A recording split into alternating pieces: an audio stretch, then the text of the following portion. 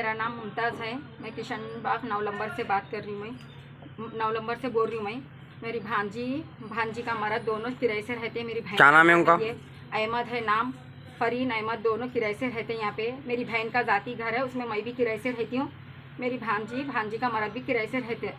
तो भांजी का मर्द के अम्मा के आंख पे जिन है, भांजी के मर्द के अम्मा के आंख पे जिन है। तो उन्हें उसके जिन हटाने के वास्ते वो जिन को उसकी अम्मा को यहाँ लेके आया। तो उसकी अम्मा का आंख में का जिन 2 बच्चियों को मंगा करते, उसको बकरे देते वो देते बोल के हम लोग भी बोल रहे। तो नहीं होना बोल रहा क्या अभी उन्हें ये 2 बच्चियाँ छोना बोल के बोल रहा उन्हें। तो क्या करा बोले तो उन्हें इन्हें सिपली इलम बाबा रहते, उसका बाबा जिंदा रहता, बाबा भी सीखता था कहते हैं। इन्हें भी सीखा, बाबा के साथ रह के सीखा। बाबा का इंतकाल हो गया तो इन्हें सिपली इलम सीख के उसकी बाबा की रूह को अपनी कब्ज कर लिया, अहमदी कब्ज कर लिया बाबा की रूह को भी।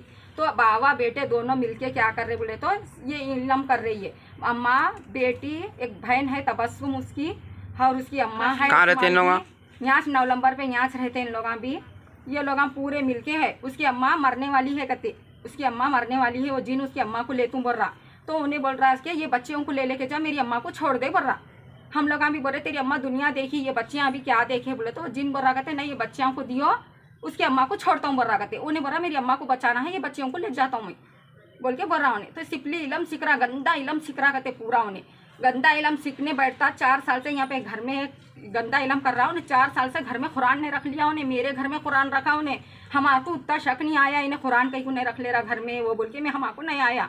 अब बच्ची को अच्छा कर करके पूरा मंत्र पढ़ के पूरा वश में ले लिया बच्ची को।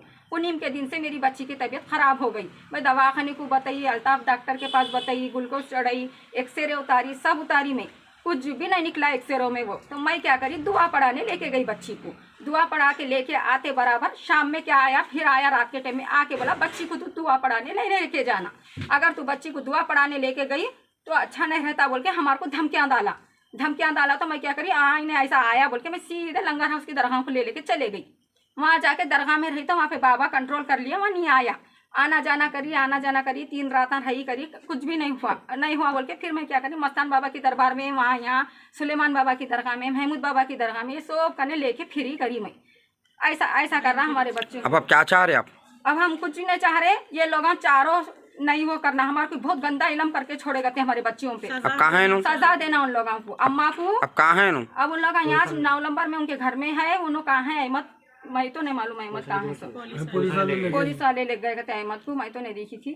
मैं बच्ची के साथ थी। मैं मेरी बच्ची को क्या कर रहा, उन्हें कैसा इलम सिखाना, वो इलम में क्या हो रहा मालूम उन्हें, तुम लोगों के साथ दिख रहा, मगर मेरी बच्ची के साथ भी रही उसकी रूह।